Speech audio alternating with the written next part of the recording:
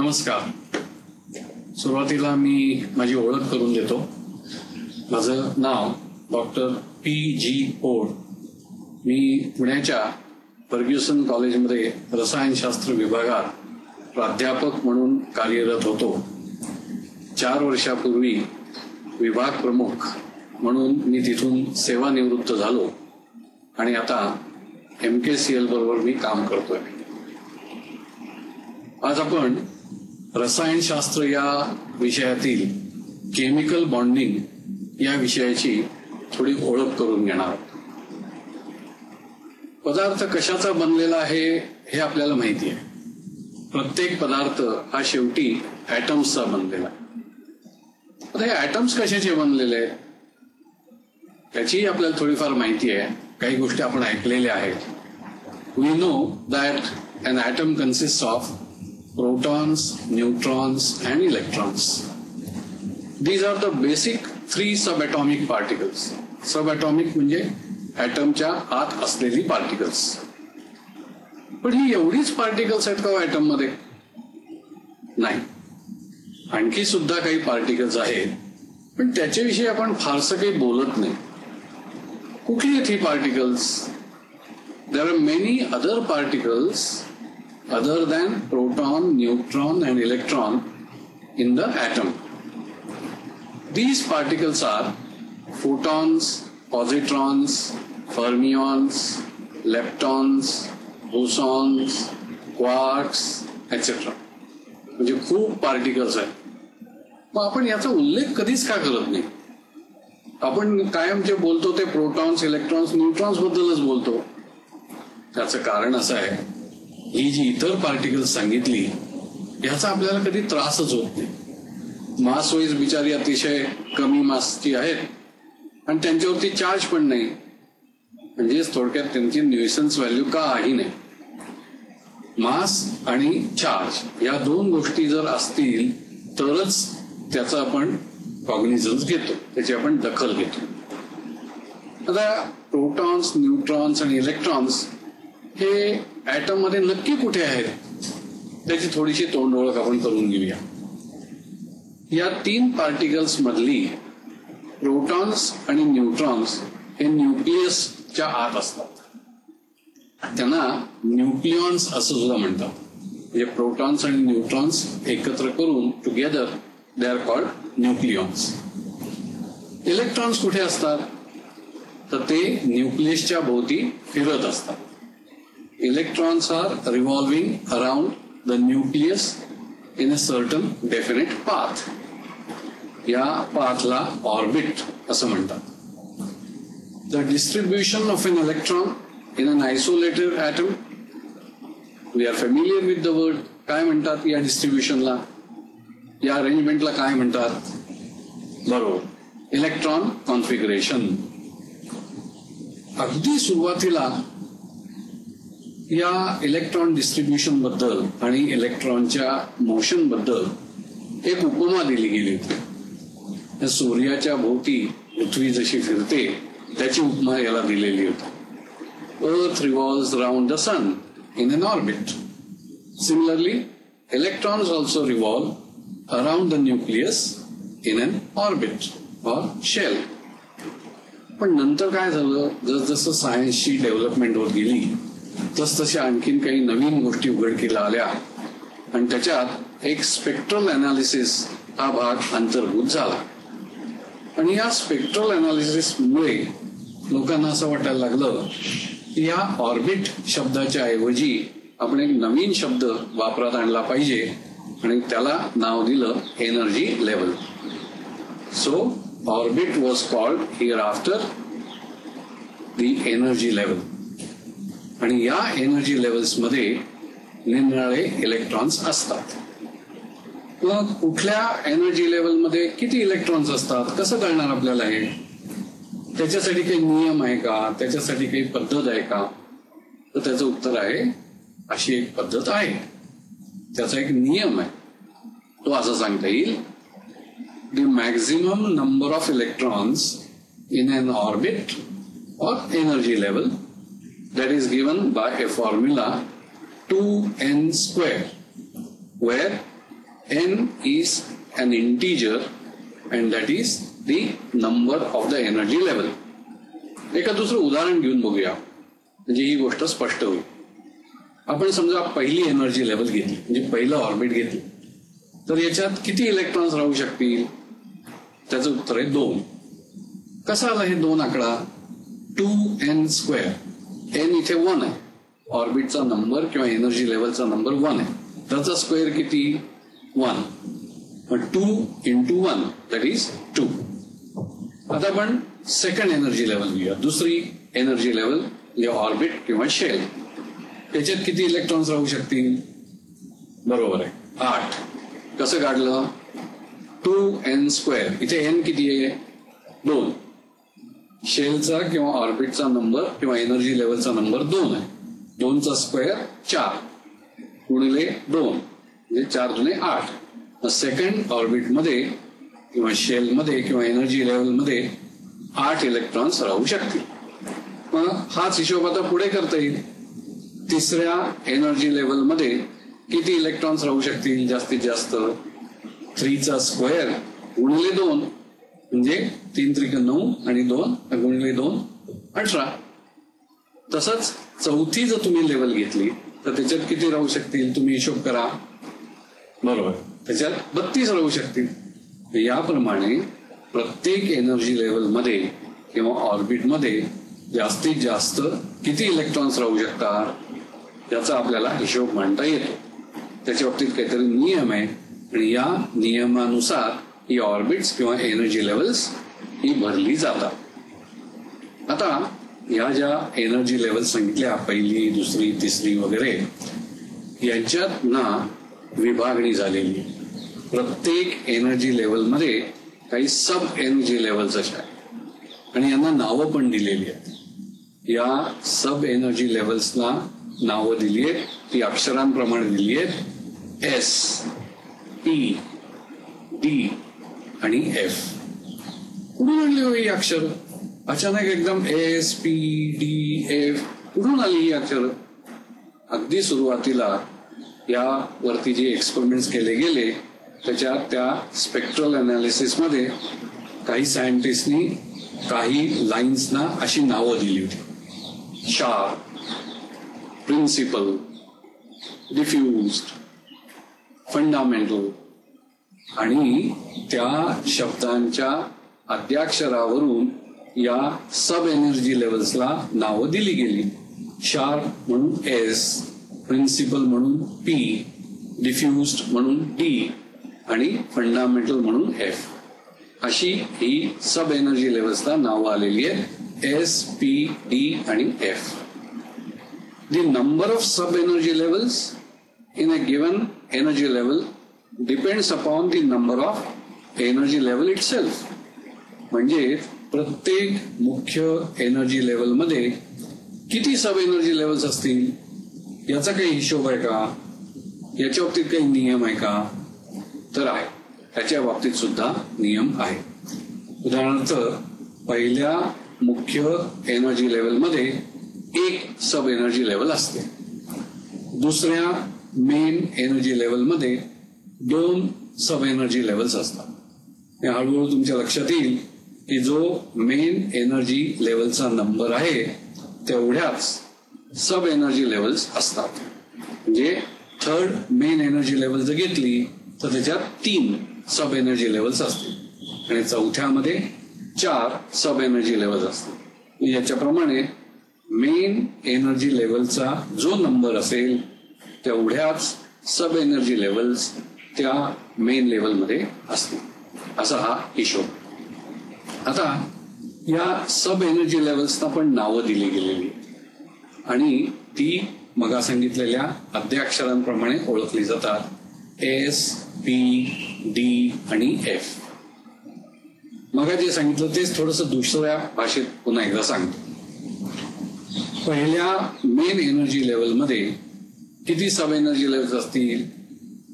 बरोबर 1. त्याला नाव काय देणार? S सब एनर्जी लेवल. आणि मग प्रत्येक मुख्य एनर्जी लेवलमध्ये ती S सब एनर्जी लेवल असणारच आहे. मग पहिल्यातली सब एनर्जी लेवल एस हे कसं ओळखायचं? त्याच्यासाठी लिहिताना एक नियम पाळला जातो. म्हणजे असं की पहिल्या लेवल मधली एस सब एनर्जी लेवल ही लिहिताना 1s अशी दाखवली जाते. यातल्या 1 चा अर्थ आहे पहिली मेन एनर्जी लेवल आणि एस चा अर्थ आहे सब एनर्जी लेवल. म्हणजे पहिल्या मेन एनर्जी लेवल मधली पहिली सब एनर्जी लेवल ती 1s. समजा आपण दुसऱ्या एनर्जी लेवल बद्दल बोलतो, दुसऱ्या ऑर्बिट बद्दल बोलतो. याच्यात किती सब एनर्जी लेवल्स असतील? 2. त्यांना काय नावं देता येतील? त्यांची नावं आहेत एस आणि पी. पण लिहिताना हे कसं दर्शवलं जाईल? दुसऱ्या एनर्जी लेवल मधल्या या सब एनर्जी लेवल्स आहेत म्हणून त्यांना नावं दिली गेली आहेत 2s आणि 2p. म्हणजे सेकंड एनर्जी लेवल मधली एस आणि सेकंड एनर्जी लेवल मधली पी म्हणून 2s आणि 2p. आता तिसऱ्या एनर्जी लेवलकडे जाऊया. मुख्य एनर्जी लेवल नंबर 3. याच्यात किती सब एनर्जी लेवल्स अपेक्षित आहे? 3. त्यांना नावं काय असणार आहे? एस, पी आणि डी. मग तिसऱ्या एनर्जी लेवल्स मधल्या या सब एनर्जी लेवल्स आहेत, हे कसं दाखवाल? त्याच्या मागे 3 हा आकडा लावायला पाहिजे. म्हणून तिसऱ्या एनर्जी लेवल मधल्या सब एनर्जी लेवल्स अशा दाखवता येतील 3s, 3p आणि 3d. बरोबर. आता चौथ्याचं तुम्ही लिहा, बघू कसं लिहाल. बरोबर आहे. 4s, 4p, 4d, 4f. याप्रमाणे आपण कुठल्याही मेन एनर्जी लेवलच्या सब एनर्जी लेवल्स लिहू शकू. मग आतापर्यंत आपण जे पाहिलं त्याच्यात साधारणपणे आपली असम्पशन्स अशी होती. इलेक्ट्रॉन हा न्यूक्लियसच्या भोवती एका ठराविक पाथ मध्ये फिरतो. त्याला आपण ऑर्बिट किंवा शेल म्हणतो. काही वेळेला त्याला आपण एनर्जी लेवल असं सुद्धा म्हणतो. हा जो कन्सेप्ट आहे हा पार्टिकल कन्सेप्ट. म्हणजे electron is taken to be a particle. जसजशी सायन्सची प्रगती होत गेली तसतशा काही नवीन संकल्पना मांडण्यात आल्या. आता आपण आतापर्यंत जे बघितलं त्याच्याच पुढची संकल्पना अशी मांडली गेली की इलेक्ट्रॉन ही एक वेव्ह आहे, पार्टिकल नाही, वेव्ह आहे.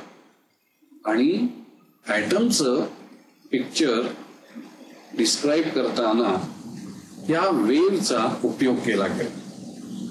मग इलेक्ट्रॉन हा कसा दाखवणार तुम्ही या कन्सेप्टमध्ये? या कन्सेप्टला नाव दिलंय वेव्ह मेकॅनिकल कन्सेप्ट. तर त्याच्यात एखाद्या अशा पिंजलेल्या कापसासारखं त्याची उपमा दिलेली आहे ऍटम मध्ये इलेक्ट्रॉन्स कसे दिसतील यासाठी. हे सगळे इलेक्ट्रॉन्स जे आहेत ते पिंजलेल्या कापसासारखे दिसतात. न्यूक्लियसच्या अवतीभोवती ते असतात. मग सब एनर्जी लेवल्स म्हणून ज्या काही डिफाईन केल्या होत्या एस, पी, डी, एफ वगैरे, यांना या वेव्ह मेकॅनिकल कन्सेप्ट प्रमाणे नवीन नावं देण्यात आली. या सगळ्याच सब एनर्जी लेवल्सला ऑर्बिटल असं एक नाव देण्यात आलं. आता हे ऑर्बिटल कसं डिफाईन केलं गेलं? An orbital is defined as the region in space around the nucleus where there is a maximum probability of finding the electron. म्हणजे आता probability concept आला, where there is a maximum probability of finding the electron. सर्वसाधारणपणे probability 90 ते 95% पर्यंत जिथपर्यंत असेल तिथपर्यंतचा त्याचं अंतर हे या इलेक्ट्रॉन क्लाउड मध्ये धरलं जातं. म्हणजे ऑर्बिटल कुठपर्यंत धरायचं न्यूक्लियस पासून, तो इलेक्ट्रॉन क्लाउड कुठपर्यंत पसरलाय असं म्हणायचं. तर सर्वसाधारणपणे 90-95% प्रॉबिलिटी जिथपर्यंत आहे तिथपर्यंत हा इलेक्ट्रॉन क्लाउड आहे असं धरतात. वेव्ह मेकॅनिकल कन्सेप्ट प्रमाणे आता इलेक्ट्रॉन क्लाउड असा शब्द वापरात आलेला. सब एनर्जी लेवल्स, पार्टिकल कन्सेप्ट हा एका बाजूने चालूच आहे, पण दुसऱ्या बाजूनी वेव्ह मेकॅनिकल कन्सेप्ट हा सुद्धा आता सर्वत्र मान्य झालेला आहे. आणि आता यापुढे असं म्हटलं जातं की देर is a wave particle duality, म्हणजे इलेक्ट्रॉन्स काही वेळेला पार्टिकल सारखा वागतो तर काही वेळेला तो वेव्ह सारखा वागतो. त्यामुळे दोन्ही प्रकारच्या प्रॉपर्टीज इलेक्ट्रॉन दाखवतो. आता ही जी सब एनर्जी लेवल सांगितली किंवा ऑर्बिटल सांगितलं, याच्यात किती इलेक्ट्रॉन्स राहू शकतात? एका ऑर्बिटलमध्ये किंवा एका सब एनर्जी लेवलमध्ये किती इलेक्ट्रॉन्स राहू शकतात? याच्या बाबतीत काही नियम आहे का? याच्या बाबतीत काही हिशोब मांडण्यात आले का? तर त्याचं उत्तर आहे, असेही हिशोब मांडलेले आहेत, त्याच्याही बाबतीत काही नियम केले गेले. उदाहरणार्थ एस सब एनर्जी लेवल म्हणजेच एस ऑर्बिटल, मग ते कोणाचं का असेल, पहिल्या लेवलचं असेल, दुसऱ्या एनर्जी लेवलचं असेल, कोणाचं का असेल, जोपर्यंत ते एस ऑर्बिटल आहे किंवा एस सब एनर्जी लेवल आहे तोपर्यंत त्याच्यात किती इलेक्ट्रॉन्स राहू शकतील हे ठरवून दिलेलं आहे. आणि तो आकडा आहे 2. सब एनर्जी लेवल एस याच्यात जास्तीत जास्त 2 इलेक्ट्रॉन्स राहू शकतात. त्याच्याप्रमाणे पुढची सब एनर्जी लेवल घ्या, त्याच्यात किती राहू शकतील पी मध्ये, तर त्याच्यात 6 इलेक्ट्रॉन्स राहू शकतात. तिसरी सब एनर्जी लेवल किंवा ऑर्बिटल डी, याच्यात किती राहू शकतात? 10 इलेक्ट्रॉन्स राहू शकतात. आणि शेवटचं एनर्जी लेवल एफ, त्याच्यात किती राहू शकतील? तर 14. मग प्रत्येक सब एनर्जी लेवल किंवा ऑर्बिटल याची इलेक्ट्रॉन्स बाबतची कपॅसिटी ठरवून देण्यात आलेली आहे. ती 2, 6, 10 आणि 14 अशी आहे. पुढचं जर एखादं सब एनर्जी लेवल किंवा ऑर्बिटल तुम्ही घेतलं तर तुम्ही सुद्धा त्याची कपॅसिटी काढू शकाल. हे मी तुमच्यावरती सोपवतो. समजा 5वी सब एनर्जी लेवल आहे, त्याचं नाव आहे जी. 6वी आहे, त्याचं नाव आहे एच. मग तुम्ही आता विचार करा की अशा सब एनर्जी लेवल्समध्ये किती इलेक्ट्रॉन्स राहू शकते, हे मी तुमच्यावरती सोपवतो. आता आपण ऑर्बिटल बद्दल बोलू. या ऑर्बिटलचा नंबर कसा काढता येतो? प्रत्येक एनर्जी लेवलमध्ये सब एनर्जी लेवल्स किती आहेत किंवा ऑर्बिटल्स किती आहेत याच्या बाबतीत काही नियम आहे का? काही फॉर्म्युला बसवलेला आहे का? तर त्याचं उत्तर आहे, असाही एक फॉर्म्युला बसवलेला आहे. त्याबाबत असं सांगता येईल, the number of orbitals in each energy level is given by the formula n square. n काय आहे? Number of the energy level और नंबर ऑफ द ऑर्बिट. उदाहरणार्थ पहिली एनर्जी लेवल जर घेतली आपण किंवा पहिला ऑर्बिट जर घेतलं तर त्याच्यात किती ऑर्बिटल्स असतील? 1. त्याचं नाव काय? एस. ते कसं दाखवणार? 1s. समजा आपण दुसऱ्या ऑर्बिट बद्दल बोलतो, त्याच्यात किती ऑर्बिटल्स किंवा सब एनर्जी लेवल्स असतील? 2. कशा दाखवणार? 2s आणि 2p. मग याच्यावरून एक लक्षात येईल की ऑर्बिटल्सचा दिलेल्या एनर्जी लेवल मधला नंबर जर काढायचा असेल तर त्याचा फॉर्म्युला आहे n square. n is the main energy level. याप्रमाणे तुम्ही आता काढू शकाल. तिसऱ्यामध्ये 3 ऑर्बिटल्स असतील, चौथ्यामध्ये 4 ऑर्बिटल्स असतील आणि त्याचा नंबर पुन्हा मल्टिप्लाय होत जाईल. म्हणजे तिसऱ्या एनर्जी लेवलमध्ये 1s, 3p आणि 5d असे एकंदर 9 सब ऑर्बिटल्स असतील. किंवा चौथी एनर्जी लेवल घेतली तर त्याच्यात 1s, 3p, 5d आणि 7f असं ते असणार. म्हणजे ऑर्बिटलचा नंबर n स्क्वेअर या फॉर्म्युलाने आपल्याला काढता येईल. आता एस सब एनर्जी लेवल्स किती आहेत? तर त्याचं उत्तर आहे, अशी फक्त एकच लेवल एस नावाची एकमेव सब एनर्जी लेवल किंवा ऑर्बिटल आहे. पुढे जाऊया. P orbitals. अशी किती ऑर्बिटल्स येतो, पी नावाची किती ऑर्बिटल्स आहेत, तर त्याचं उत्तर आहे 3. आणखी स्पेसिफाय करण्यासाठी किंवा स्पष्टीकरण देण्यासाठी यांना पुढची नावं दिली आहेत.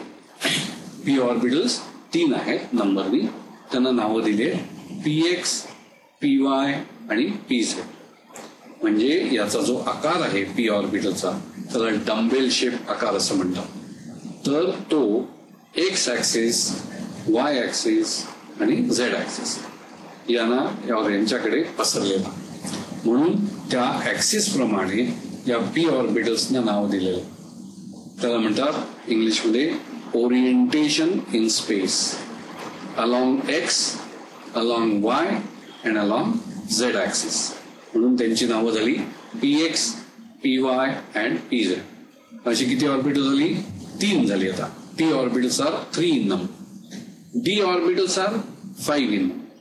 त्यांना सुद्धा नाव आहे, पण आपण जास्त खोलात आता शिरणार नाही आहोत, कारण हळूहळू ही नावं जरा कॉम्प्लिकेटेड होत जातात. तर D ऑर्बिटल्स 5 आहेत, त्यांना स्वतःची नावं आहेत. F ऑर्बिटल्स 7 आहेत, त्यांना पण स्वतःची नाव आहे. पण हे सगळं जास्त कॉम्प्लिकेटेड असल्यामुळे आपण आता फक्त पी ऑर्बिटल पर्यंत जाऊया. पी ची नावं PX, PY आणि PZ. मग आतापर्यंत आपण काय काय पाहिलं, तुम्हाला ऑर्बिटल म्हणजे काय हे समज, मेन एनर्जी लेवल म्हणजे काय ते समज, एका मेन एनर्जी लेवलमध्ये किती ऑर्बिटल्स असतील हे कळलं, ऑर्बिटल्सचा नंबर कसा काढायचा ते पण कळलं. त्याच्यानंतर प्रत्येक ऑर्बिटलमध्ये किती इलेक्ट्रॉन्स राहू शकतात, प्रत्येक मेन एनर्जी लेवलमध्ये जास्तीत जास्त किती इलेक्ट्रॉन्स राहू शकतात, ही सगळी माहिती आतापर्यंत आपण घेतली. आता या सगळ्याचा उपयोग करून आपण एक पाऊल पुढे टाकूया. इलेक्ट्रॉन कॉन्फिगरेशन असा शब्द तुम्ही कधीतरी ऐकला असेल. काय अर्थ आहे या इलेक्ट्रॉन कॉन्फिगरेशनचा, कधी ऐकलाय शब्द? इलेक्ट्रॉन कॉन्फिगरेशन याचा अर्थ इलेक्ट्रॉन्सचं वेगवेगळ्या ऑर्बिट्स आणि सब ऑर्बिट्स किंवा मेन एनर्जी लेवल आणि सब एनर्जी लेवल याच्यातलं वितरण.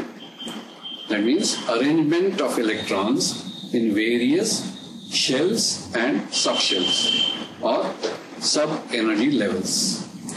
कसं लिहितात हे, काय पद्धत आहे याची?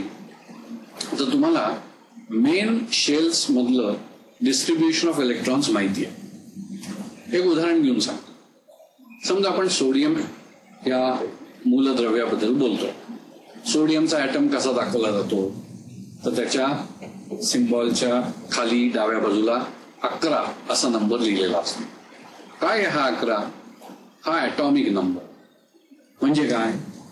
Number of protons in the nucleus of an atom, that is called Z, that is atomic number. मग हा ऍटॉमिक नंबर तुम्हाला काय काय माहिती सांगतो? 11 प्रोटॉन्स आहेत आणि ऍटम न्यूट्रल आहे, म्हणजे त्याच्यात 11 इलेक्ट्रॉन्स असले पाहिजेत. मग ऍटॉमिक नंबर हा न्यूट्रल ऍटम मधला इलेक्ट्रॉनचा नंबर पण दाखवतो. त्यामुळे याच्या पुढे आपल्याला जर ऍटॉमिक नंबर माहिती असला तर इलेक्ट्रॉन्सचा नंबर माहिती आहे असं गृहीत धरायला हरकत नाही. मग सोडियम ऍटम मध्ये 11 इलेक्ट्रॉन्स आहेत. आता हे 11 इलेक्ट्रॉन्स कसे डिस्ट्रीब्यूट झालेले आहेत? पहिल्या शेलमध्ये किती असतील आपण पाहिलं, प्रत्येकाची कपॅसिटी किती आहे.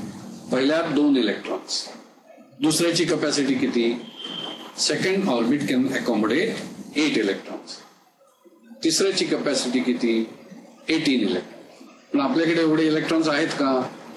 नाही, आपल्याकडे 11च इलेक्ट्रॉन्स आहेत. त्याचं डिस्ट्रीब्युशन कसं होईल? पहिल्यात 2 पहिल्या शेलमध्ये, दुसऱ्या शेलमध्ये 8 आणि तिसऱ्या शेलमध्ये किंवा ऑर्बिटमध्ये 1. 2, 8, 1. This is the distribution of electrons in different energy levels. आता आपण आणखी डिटेल्स मध्ये जाऊया.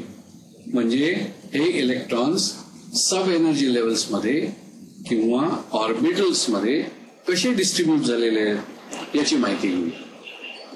आता पहिल्या शेलमध्ये किती इलेक्ट्रॉन्स आहेत? 2. पहिल्या मेन एनर्जी लेवलमध्ये किती सब एनर्जी लेवल्स आहेत? किंवा किती ऑर्बिटल्स आहेत? फक्त एक. त्याचं नाव काय आहे? एस.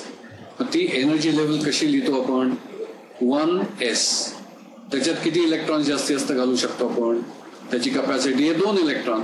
म्हणून लिहिताना असं लिहिलं जातं 1s2. संपलं. पहिल्या सब एनर्जी लेवल आणि मेन एनर्जी लेवलची कपॅसिटी संपली. जास्तीत जास्त 2च इलेक्ट्रॉन त्याच्यात आपण ठेवू शकतो. म्हणजे आता पुढचे इलेक्ट्रॉन्स जर आपल्याला ठेवायचे झाले, कुठे ठेवावे लागतील? सेकंड ऑर्बिटमध्ये ठेवावे लागतील, सेकंड मेन एनर्जी लेवलमध्ये ठेवावे लागतील. पण सेकंड मेन एनर्जी मध्ये 2 सब एनर्जी लेवल्स आहेत. काय नाव आहेत त्यांची? 2s आणि 2p. आता पुन्हा प्रत्येकाची कपॅसिटी आहे काही ना काहीतरी. एस किती इलेक्ट्रॉन्स ठेवू शकतो? जास्तीत जास्त 2. मग आपण एस मधले इलेक्ट्रॉन्स असे दाखवू, सेकंड मेन ऑर्बिट म्हणून 2 आणि पहिली सब एनर्जी लेवल म्हणून एस. म्हणजे त्या सब एनर्जी लेवलचं नाव झालं 2s. त्याच्यात किती इलेक्ट्रॉन्स? 2. म्हणून लिहिताना आपण असं लिहिणार आहोत 2s2. आता याच्या पुढची सब एनर्जी लेवल काय आहे? पी. ती कोणाकडून आली आहे? सेकंड मेन ऑर्बिट म्हणून 2p. पी ऑर्बिटलची कपॅसिटी किती? एकंदर 6 इलेक्ट्रॉन्स. पी ऑर्बिटल्स 3 आहेत, px, py आणि pz. प्रत्येक पी ऑर्बिटल मध्ये 2 इलेक्ट्रॉन्स जास्तीत जास्त राहू शकतात. अशी 3 ऑर्बिटल्स px, py आणि pz. त्याचे टोटल इलेक्ट्रॉन्स 6. मग ते कसं लिहिता येईल आपल्याला? 2p6. मग आता सेकंड ऑर्बिटची टोटल कपॅसिटी होती 8 इलेक्ट्रॉन्स. 2s2 आणि 2p6 असे ते 8 इलेक्ट्रॉन्स आपण डिस्ट्रीब्यूट केले. मग आता सेकंड ऑर्बिटची कपॅसिटी संपली. आतापर्यंत किती इलेक्ट्रॉन्स आपण घातले? पहिल्या ऑर्बिटमध्ये 2 आणि दुसऱ्या ऑर्बिटमध्ये 8. हे 2 अधिक 8 10 इलेक्ट्रॉन्स आतापर्यंत आपण घातले.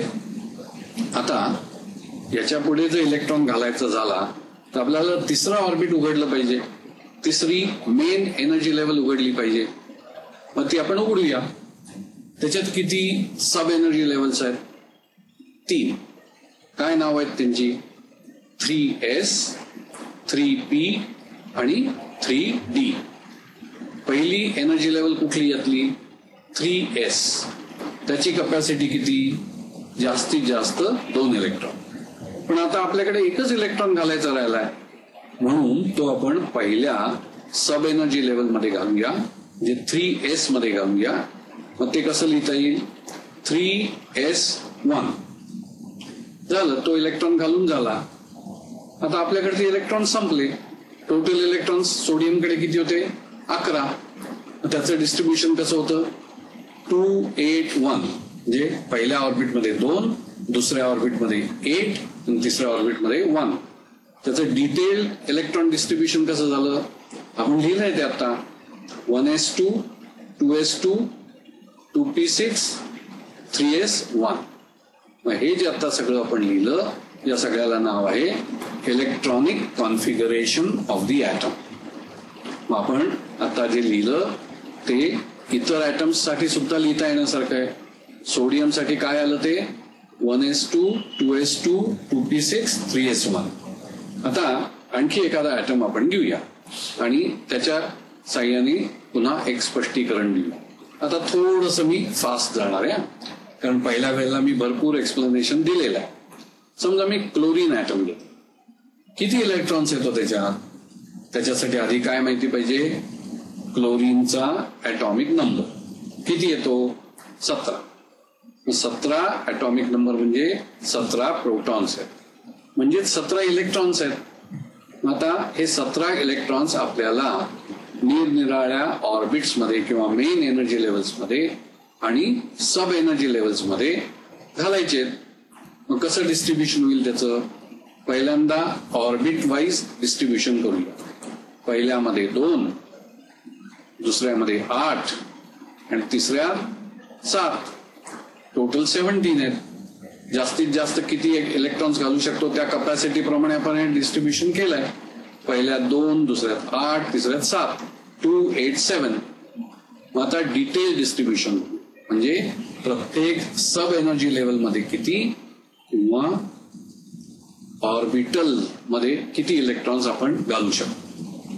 आता मी मगाच्याच पद्धतीने पुढे जाणार आहे.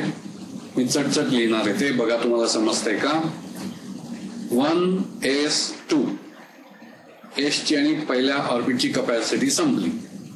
2s2 2p6 दुसऱ्या ऑर्बिटची कपॅसिटी 8 होती ती संपली. आता तिसरं orbit 3s2 3p5 third orbit मध्ये 3 सब एनर्जी लेवल्स आहेत. 3s 3p 3d त्यांची एनर्जी प्रमाणे ऑर्डर अशी आहे. सगळ्यात कमी एनर्जी 3s म्हणजे ते पहिल्यांदा भरलं जाईल. नेक्स्ट कम्स 3p ते नंतर भरलं जाईल. सगळ्यात शेवटी 3d. So 3s will accommodate 2 electrons. 3p will accommodate remaining 5. 3d मध्ये कुठे इलेक्ट्रॉनच नाही. मग आता सगळ्याचं मिळून एकदम जर इलेक्ट्रॉन कॉन्फिगरेशन सांगायचं झालं तर काय सांगता येईल. क्लोरीन बद्दल बोलतो आपण. 1s2 2s2 2p6 3s2 3p5. मग हे क्लोरीनचं इलेक्ट्रॉनिक कॉन्फिगरेशन झालं. मग आता तुम्हाला 2 उदाहरणं मी करून दाखवली, सोडियम आणि क्लोरीन. मग तुम्ही काही मला असं इलेक्ट्रॉन कॉन्फिगरेशन लिहून दाखवाल का. बघा प्रयत्न करू. मी तुम्हाला काही एलिमेंट्सची नावं सांगतो आणि त्यांचे ॲटॉमिक नंबर्स सांगतो. तुम्ही इलेक्ट्रॉन कॉन्फिगरेशन लिहून दाखवायचं मला. ठीक आहे. मग घ्या लिहून एलिमेंट्सची नावं आणि त्यांचा ॲटॉमिक नंबर. पहिलं एलिमेंट आहे लिथियम, ॲटॉमिक नंबर 3. दुसरं एलिमेंट आहे कार्बन, त्याचा ॲटॉमिक नंबर आहे 6. तिसरा नायट्रोजन, त्याचं ॲटॉमिक नंबर आहे 7. चौथा मॅग्नेशियम, त्याचा ॲटॉमिक नंबर आहे 12. पुढे सिलिकॉन, त्याचा ॲटॉमिक नंबर आहे 14. आणि शेवटचा पोटॅशियम, त्याचा ॲटॉमिक नंबर आहे 19. मग एलिमेंट्सची नावं दिली, आता त्यांचे ॲटॉमिक नंबर्स पण दिले. तुम्ही मला इलेक्ट्रॉन कॉन्फिगरेशन लिहून दाखवा. मी वाट पाहतो तुमची तोपर्यंत. चला आता आपण थोडंसं पुढे जाऊया. आता केमिकल बॉन्डिंग या विषयावरती आपण थोडीफार माहिती घेऊया. ॲटम्स हे एकमेकाला कसे बांधलेले असतात, त्यांच्यामध्ये काही बंध असतात का, असलेच तर कशा प्रकारचे असतात याची आता आपण माहिती घेणार आहोत. या बंधांना केमिकल बॉन्ड्स असं म्हणतात. हे बॉन्ड्स वेगवेगळ्या प्रकारचे आहेत. सर्वसाधारणपणे या बॉन्ड्सचं क्लासिफिकेशन असं केलं जातं. There are 4 types of chemical bonds. कुठले आहेत ते. नंबर 1 इलेक्ट्रोवॅलंट और ionic bonds. Number 2 covalent bonds. Number 3 coordinate covalent bond. काही लोक यालाच डेटिव्ह बॉन्ड्स असं सुद्धा म्हणतात. आणि चौथा आणि शेवटचा हायड्रोजन बॉन्डिंग. असे सर्वसाधारणपणे याचे 4 क्लासेस केले जातात. केमिकल बॉन्ड्स हे या 4 पैकी कुठला तरी एक हा साधारणतः असायलाच हवा. आपण या प्रत्येक प्रकारच्या बॉन्डिंगची थोडक्यात माहिती आता घेऊया. पहिला घ्या इलेक्ट्रोवॅलंट और आयोनिक बॉन्ड किंवा आयोनिक बॉन्डिंग. बॉन्डिंग हे त्या मॉलिक्यूल मध्ये असतं. बॉन्ड हा तयार झालेला असतो म्हणजे बंध. काय वैशिष्ट्य आहे बुवा याची. इलेक्ट्रोवॅलंट बॉन्ड किंवा आयोनिक बॉन्ड कोण तयार करतं, कुठल्या कंपाऊंड्स मध्ये किंवा कुठल्या मॉलिक्युल्स मध्ये या प्रकारचं बॉन्डिंग आढळतं, तर त्याच्याबद्दल सर्वसाधारणपणे असं म्हणता येईल. This type of bonding is involved in metals and non metals. म्हणजे 2 ॲटम्स पैकी एक मेटल असलाच पाहिजे, एक नॉन मेटल असला पाहिजे. तर तो बॉन्ड इलेक्ट्रोव्हॅलंट किंवा आयोनिक होईल. It involves transfer of an electron from one atom to other atom. हे त्याचं दुसरं वैशिष्ट्य आहे. हा बॉन्ड तयार होताना इलेक्ट्रॉनचे ट्रान्सफर होते. कुठून कुठे? एका एलिमेंट कडून दुसऱ्या एलिमेंट. म्हणजे इथे मेटल कडून नॉन मेटल. आपण थोड्याच वेळात काही उदाहरणं बघूया याची. मग ही ट्रान्सफर ज्या वेळेला होते त्याचा अर्थ काय झाला? एक एलिमेंट इलेक्ट्रॉन देऊन टाक. One atom loses the electron आणि दुसरं एलिमेंट ते घेतं. So it gains electrons. Hence, in ionic bonding or electrovalent bonding, one atom loses an electron, whereas other atom gains that electron. हे दोन्ही आवश्यक आहे. एकाने दिला पाहिजे आणि दुसऱ्याने घेतला पाहिजे. एक जण नुसताच म्हणलं की मी देतो तसं चालणार नाही. कोणीतरी तिथे उभा पाहिजे. दुसरा इलेक्ट्रॉन घ्या, दुसरा मनुष्य तिथे उभा पाहिजे तो घ्यायला. याप्रमाणे इलेक्ट्रोव्हॅलंट बॉन्ड तयार होईल. जो देतो त्याला आपण डोनर म्हणू शकू आणि जो ऍक्सेप्ट करतो त्याला आपण ऍक्सेप्टर म्हणू शकू. थोडक्यात आयोनिक किंवा इलेक्ट्रोव्हॅलंट बॉन्ड तयार होताना एक डोनर आणि एक ऍक्सेप्टर असतो. इलेक्ट्रॉन देऊन टाकला एखाद्याने की काय परिस्थिती निर्माण होते पहा. उदाहरण आपण सोडियमचं घेऊ. सोडियम मध्ये किती प्रोटॉन्स आहेत? 11. म्हणजेच किती इलेक्ट्रॉन्स आहेत? 11. मग सोडियमने जर एखादा इलेक्ट्रॉन देऊन टाकला तर इलेक्ट्रॉनची संख्या कमी होईल. किती होईल? इथे सोडियमने एक इलेक्ट्रॉन दिला, मग ती संख्या झाली 10. म्हणजे प्रोटॉन्स राहिले 11 जसेच्या तसे आणि इलेक्ट्रॉन झाले 10. म्हणजे एक प्रोटॉन जास्त झाला. त्या प्रोटॉन्स वरती पॉझिटिव्ह चार्ज असतो. मग 11 प्रोटॉन्स आणि 10 इलेक्ट्रॉन्स या कॉम्बिनेशनमुळे त्या ऍटम वरती एक पॉझिटिव्ह चार्ज येईल आणि त्याला आपण कॅटायन असं म्हणणार आहोत. म्हणजे ज्या वेळेला सोडियम एखादा इलेक्ट्रॉन देऊन टाकतो तेव्हा त्याच्यावरती पॉझिटिव्ह चार्ज येतो आणि त्याला आपण कॅटायन असं म्हणतो. तसंच क्लोरीनचं सुद्धा. क्लोरीन मध्ये किती प्रोटॉन्स आहेत? 17. इलेक्ट्रॉन्स किती आहेत? 17. क्लोरीन काय करतो? सोडियम कडून एक इलेक्ट्रॉन घेतो. हा इलेक्ट्रॉन घेतल्यानंतर काय परिस्थिती झाली? प्रोटॉन्स तेवढेच राहिले 17 आणि इलेक्ट्रॉन्स किती झाले? 18. म्हणजे एक इलेक्ट्रॉन जास्त झाला. अशा परिस्थितीमध्ये त्या क्लोरीन ऍटम वरती त्या घेतलेल्या इलेक्ट्रॉनचा एक निगेटिव्ह चार्ज येतो. थोडक्यात कुठल्याही ऍटमनी इलेक्ट्रॉन जर घेतला तर त्याच्या डोक्यावरती एक निगेटिव्ह चार्ज येतो. अशा निगेटिव्हली चार्ज ऍटमला आपण एनायन असं म्हणतो. So in short, electron donor atom forms a cation while electron acceptor atom forms an anion. हे चित्राच्या साहाय्याने सुद्धा दाखवता येईल. हे बघा, मी तुमच्या समोर एक ड्रॉइंग दाखवलेलं आहे. Metal can give electron so as to complete the octet. आता या मेटलनी इलेक्ट्रॉन दिला, सोडियमनी दिला. उदाहरणार्थ किती राहिले त्याच्याकडे इलेक्ट्रॉन्स? आता 11 होते, एक दिला जे 10 इलेक्ट्रॉन्स राहिले. 10चं डिस्ट्रीब्युशन कसं आहे? पहिल्या शेलमध्ये 2, दुसऱ्या शेलमध्ये 8. म्हणजे दुसऱ्या शेलमध्ये ऑक्टेट म्हणजेच 8 इलेक्ट्रॉन्स आले. हे ऑक्टेट हे एक स्टेबल कॉन्फिगरेशन असं समजलं जातं. जे ऍटमला स्टॅबिलिटी मिळते ती कशी मिळते? तर त्याच्या आउटरमोस्ट ऑर्बिटमध्ये 8 इलेक्ट्रॉन्स झाले कसंही करून की त्याला स्टॅबिलिटी मिळाली. हे चित्राच्या साहाय्याने इथे दाखवलंय पहा. सोडियम न्यूट्रल ऍटम जेव्हा आहे, सोडियमच्या डोक्यावरती 0 दाखवला, म्हणजे त्याच्यावर चार्ज आहे 0. याचा अर्थ तो न्यूट्रल ऍटम. कसं डिस्ट्रीब्युशन आहे इलेक्ट्रॉन्सचं? शेल्समध्ये किंवा ऑर्बिट्समध्ये 2, 8, 1. पहिल्या ऑर्बिटमध्ये 2, दुसऱ्या ऑर्बिटमध्ये 8 आणि तिसऱ्यात 1. आता एक इलेक्ट्रॉन त्याने देऊन टाकला, म्हणजे पूर्णपणे ते ऑर्बिटच नाहीचं झालं. आता 2च ऑर्बिट्स उरली. त्याच्यात डिस्ट्रीब्युशन कसं राहिलं? 2 आणि 8. पहिल्या ऑर्बिटमध्ये 2, दुसऱ्या ऑर्बिटमध्ये 8. आणि आता त्या सोडियम ऍटम वरती चार्ज आला पॉझिटिव्ह, पण त्याने एक इलेक्ट्रॉन दिला. तर थोडक्यात इलेक्ट्रॉन जेव्हा दिला जातो त्यावेळेला पॉझिटिव्ह चार्ज येतो ऍटम मध्ये आणि त्याचं ऑक्टेट पण कम्प्लीट होतं. So sodium atom which has electron configuration 1s2, 2s2, 2p6, 3s1 can give only one electron. Sodium एकच इलेक्ट्रॉन देतो, दोन नाही देत. का बरं दोन का नाही देत?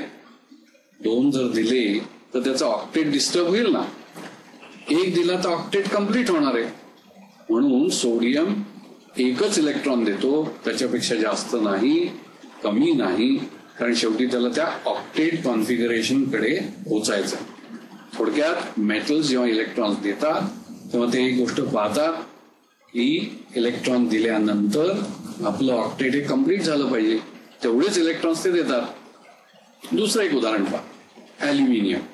त्याचा ॲटॉमिक नंबर काय आहे तुम्ही सांगा बघू मला. 13. बरोबर. म्हणजे किती इलेक्ट्रॉन्स आहेत त्याच्याकडे? 13. त्याचं डिस्ट्रीब्युशन कसं आहे शेल्समध्ये? 2, 8 आणि 3. पहिल्या ऑर्बिटमध्ये 2, दुसऱ्या ऑर्बिटमध्ये 8, तिसऱ्या ऑर्बिटमध्ये 3. आता याला ऑक्टेट कम्प्लीट करायचं आहे, म्हणजे आउटर मोस्ट ऑर्बिटमध्ये 8 इलेक्ट्रॉन्स राहिले पाहिजे. एक शंका मनात येईल बरं का तुमच्या इथे. 5 इलेक्ट्रॉन्स घेऊन सुद्धा तो ऑक्टेट कम्प्लीट करू शकतो, बरोबर आहे. मग त्याच्या पुढे चॉईस आहे, 3 इलेक्ट्रॉन द्यायचे का 5 इलेक्ट्रॉन घ्यायचे. काही कारणास्तव एनर्जी कन्सिडरेशन असं त्याला म्हणतात. Energy wise that is not possible, म्हणून 5 इलेक्ट्रॉन तो नाही घेऊ शकत. त्याच्यापेक्षा सोपी पद्धत त्याला अशी आहे, 3 इलेक्ट्रॉन्स तो कोणाला तरी देऊ शकतो. कोणाला तरी देऊ शकतो म्हणजे कोणीतरी तिथे उभं पाहिजे तो इलेक्ट्रॉन घ्यायला. तर ॲल्युमिनियम हे 3 इलेक्ट्रॉन्स देतो आणि स्वतःची 2च शेल्स ठेवतो आणि त्याचं ऑक्टेट कम्प्लीट करतो. म्हणजे या चित्रात दाखवलेलं आहे 2, 8, 3 असं मूळचं डिस्ट्रीब्युशन आहे. 3 इलेक्ट्रॉन्स दिले, डिस्ट्रीब्युशन राहिलं 2 and 8. आता हा जो नंबर ऑफ इलेक्ट्रॉन्स तो देतो ना, त्याला आणखीन एक परिमाण जोडलेलं आहे. The number of electrons given by the metal element that is called valency of the element. तुम्ही व्हॅलन्सी हा कन्सेप्ट यापूर्वी शिकलेला आहात, तुम्हाला माहिती आहे व्हॅलन्सी म्हणजे काय. तर इथे सोडियमनी 1 इलेक्ट्रॉन दिला म्हणून सोडियमची व्हॅलन्सी 1. ॲल्युमिनियमनी आता 3 इलेक्ट्रॉन्स दिले, त्याची व्हॅलन्सी झाली 3. थोडक्यात मेटल्सच्या बाबतीत असं म्हणता येईल की त्यांनी जेवढे इलेक्ट्रॉन्स दिले तेवढी त्याची व्हॅलन्सी. पण हे करत असताना अट काय पाळली गेली पाहिजे? इलेक्ट्रॉन्स दिल्यानंतर ऑक्टेट कम्प्लीट झालं पाहिजे. याप्रमाणे ते इलेक्ट्रॉन्स देत राहतात. आता नॉन मेटल क्लोरीन हा इलेक्ट्रॉन घेतो. किती इलेक्ट्रॉन घेतो ते त्याच्या आउटर मोस्ट ऑर्बिटमध्ये किती इलेक्ट्रॉन्स आहेत याच्यावरती अवलंबून आहे. पुन्हा एकदा आपण त्याचं इलेक्ट्रॉन कॉन्फिगरेशन बघूया. त्याचा ॲटॉमिक नंबर आहे 17, म्हणजे इलेक्ट्रॉन्स आहेत 17. डिस्ट्रीब्युशन कसं आहे? 2, 8, 7. हे पहिल्या ऑर्बिटमध्ये 2, दुसऱ्या ऑर्बिटमध्ये 8 आणि तिसऱ्या ऑर्बिटमध्ये 7. तो काय करतो? 1 इलेक्ट्रॉन घेतो आणि काय होतं? त्याचं आउटर मोस्ट ऑर्बिट हे कम्प्लीट होतं, त्याचं ऑक्टेट कम्प्लीट होतं. आउटर मोस्ट ऑर्बिटमध्ये 8 इलेक्ट्रॉन्स येतात, म्हणजे स्टॅबिलिटी मिळते. मग क्लोरीन हा 1 इलेक्ट्रॉन घेतो म्हणून त्याची व्हॅलन्सी झाली 1. आणि तो जेव्हा इलेक्ट्रॉन घेतो त्याच्यावरती एक निगेटिव्ह चार्ज येतो म्हणून क्लोरीन ॲटमचा होतो क्लोराईड आयन. मग हे आता नॉन मेटल आहे. नॉन मेटल काय करतात? इलेक्ट्रॉन्स घेतात. जेवढे इलेक्ट्रॉन्स घेतले तेवढी त्याची व्हॅलन्सी झाली. नॉन मेटलच्या बाबतीत number of electrons gained represent the valency of the atom. म्हणजे क्लोरीनची व्हॅलन्सी झाली 1. ऑक्सिजनचं उदाहरण घ्या, दुसरं नॉन मेटल आहे. ॲटॉमिक नंबर आहे 8, म्हणजेच इलेक्ट्रॉन्स 8. त्याचं डिस्ट्रीब्युशन काय होईल? 2 and 6. तो किती इलेक्ट्रॉन्स घेईल? मग ऑक्टेट कम्प्लीट करायचं आहे. ऑक्टेटसाठी किती इलेक्ट्रॉन लागतील? 2. म्हणून ऑक्सिजन ॲटम 2 इलेक्ट्रॉन्स घेतो, त्याचा ऑक्साईड आयन बनतो म्हणून ऑक्सिजन ॲटमची व्हॅलन्सी झाली 2. याप्रमाणे मेटल्स आणि नॉन मेटल्स याच्या व्हॅलन्सीज तुम्हाला आता काढता येतील. नंबर ऑफ इलेक्ट्रॉन्स लॉस्ट और number of electrons gain that will represent the valency of that element. आता या इलेक्ट्रॉन देवाणघेवाणाच्या ज्या पद्धती आहेत त्याच्याप्रमाणे निरनिराळे केमिकल बॉन्ड्स कसे तयार होतात याची काही उदाहरणं आपण बघूया. मग आपण जे बोललो तेच ऍटम्स पुन्हा घेऊया. कुठले होते ते? सोडियम आणि क्लोरीन. सोडियमकडे एक इलेक्ट्रॉन जास्त आहे आणि क्लोरीनकडे नेमका एक इलेक्ट्रॉन कमी आहे. फारच फेवरेबल सिच्युएशन. असे दोन ऍटम्स ज्याला एक इलेक्ट्रॉन देऊन टाकायचा आहे आणि दुसरा ऍटम की ज्याला एक इलेक्ट्रॉन घ्यायचा आहे, असे जर शेजारी शेजारी आले तर किती छान होईल ना. एक जण चटकन एक इलेक्ट्रॉन देऊन टाकेल, दुसरा चटकन इलेक्ट्रॉन घेऊन टाकेल, दोघंही हॅपी, दोघांची ऑक्टेट कंप्लीट होती. मग हे आता चित्राच्या साह्याने तुम्हाला इथे दाखवलं. इथे एक सोडियम ऍटम दाखवलेला आहे, त्याच्यात डिस्ट्रीब्युशन ऑफ इलेक्ट्रॉन असं दाखवलंय 281. 3 ऑर्बिट्स आहेत, पहिल्यात 2, दुसऱ्यात 8, तिसऱ्यात 1. क्लोरीनचं पण चित्र दाखवलं. ॲटॉमिक नंबर 17 म्हणजेच number of electrons also 17. Distribution of electrons 287. हे पहिल्या ऑर्बिटमध्ये 2, दुसऱ्यात 8, तिसऱ्यात 7. सोडियमला इलेक्ट्रॉन द्यायचा आहे, क्लोरीनला घ्यायचा आहे, म्हणून सोडियम एक इलेक्ट्रॉन देतो. ट्रान्सफर ऑफ इलेक्ट्रॉन, मग एक शब्द वापरला होता बा. In ionic bonding there is a transfer of electron. हीच ती ट्रान्सफर आहे. Sodium metal transfers its electron completely to non metal chlorine atom. मग या प्रकारे काय होणार आहे? Na होणार आहे Na+, Cl होणार आहे Cl-. Transfer of electron has taken place. मग Na+ आणि Cl- असे आयन्स तयार झाले आणि या आयन्सचा मिळून सोडियम क्लोराईड नावाचा क्रिस्टल बनलेला. मग हा पॉझिटिव्ह चार्ज सोडियमचा आणि निगेटिव्ह चार्ज क्लोराईडचा, हे दोन चार्जेस एकमेकाला अट्रॅक्ट करतात, आकर्षून घेतात आणि त्या दोघांना एकत्र ठेवतात. तर हा जो त्या दोघांमध्ये बंध निर्माण झाला आहे, पॉझिटिव्ह आणि निगेटिव्ह चार्जेसनी अट्रॅक्ट केल्यामुळे त्या बंधाला नाव आहे इलेक्ट्रोव्हॅलंट बॉन्ड और आयोनिक बॉन्ड. याचं वैशिष्ट्य काय आहे? हा पॉझिटिव्ह आणि निगेटिव्ह अशा चार्जेस मधला बॉन्ड. हा बॉन्ड कसा तयार झालाय? मेटलनी नॉन मेटलला इलेक्ट्रॉन देऊन तो तयार झाला. मग हे आपण आता NaClचं उदाहरण बघितलं. आणखी एखादं उदाहरण बघूया.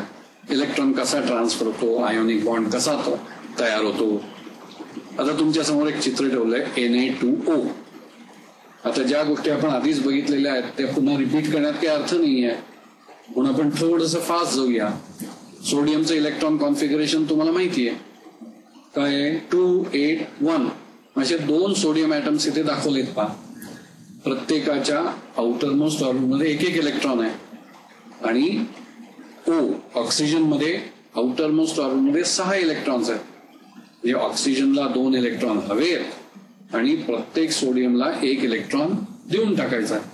मग 2 सोडियम ॲटम्स असे 2 इलेक्ट्रॉन्स देतात.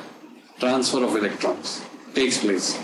ऑक्सिजन ते 2 इलेक्ट्रॉन घेतो, म्हणजे कुणीतरी देतोय कुणीतरी घेतोय. आयोनिक बॉन्ड तयार व्हायला फेवरेबल सिच्युएशन आहे. So the bond in Na2O is an ionic bond. Here sodium atoms are the donors of electrons. They lose electrons to oxygen atom. Oxygen takes 2 electrons. So the bond formed between sodium and oxygen is due to transfer of electrons, and that is ionic bond or electrovalent bond. चटकन एक तिसरं उदाहरण पहा. Aluminium chloride. Formula AlCl3. याच्यात कोण कोण combine होत आहे? 1 अल्युमिनियम ॲटम आणि 3 क्लोरीन ॲटम्स. अल्युमिनियमचं इलेक्ट्रॉन कॉन्फिगरेशन मग तुम्हाला दाखवलं. ॲटॉमिक नंबर 13 म्हणजे number of electrons 13. Distribution of electrons 283. या अल्युमिनियम ॲटमला 3 इलेक्ट्रॉन्स देऊन टाकायचे म्हणजे त्याचा ऑक्टेट कम्प्लीट होईल. अल्युमिनियमची व्हॅलन्सी 3 आहे. प्रत्येक क्लोरीनच्या आउटरमोस्ट ऑर्बिटमध्ये 7 इलेक्ट्रॉन्स आहेत. प्रत्येकाला 1 इलेक्ट्रॉन हवा आहे म्हणजे त्याचा ऑक्टेट कम्प्लीट होईल. असा अल्युमिनियम की ज्याला इलेक्ट्रॉन्स द्यायचे आहे आणि असा क्लोरीन ॲटम की ज्याला इलेक्ट्रॉन हवा आहे, हे जर एकत्र आले तर काय होईल? Aluminium will give 3 electrons. 3 chlorine atoms will take 1 electron each. Thereby they will form 3 bonds, and these 3 bonds together will be called electrovalent bonds or ionic bond. खरं तर हे 3 bonds वेगळे दाखवत नाहीत, एकच बॉन्ड दाखवतात, पण 3 इलेक्ट्रॉन्स दिले म्हणून असा शब्द वापरला. प्रत्यक्षात दाखवताना एकच बॉन्ड दाखवायचा आहे. तो कशात दाखवायचा आहे? Al3+ आणि 3Cl-. यातला बॉन्ड हा आयोनिक किंवा इलेक्ट्रोव्हॅलंट असा बॉन्ड आहे. मला असं वाटतं आतापर्यंत 2-3 मॉलिक्युल्सचं मी एक्सप्लेनेशन तुम्हाला दिलं. आयोनिक बॉन्ड कसा तयार होतो हे तुम्हाला मी दाखवलं.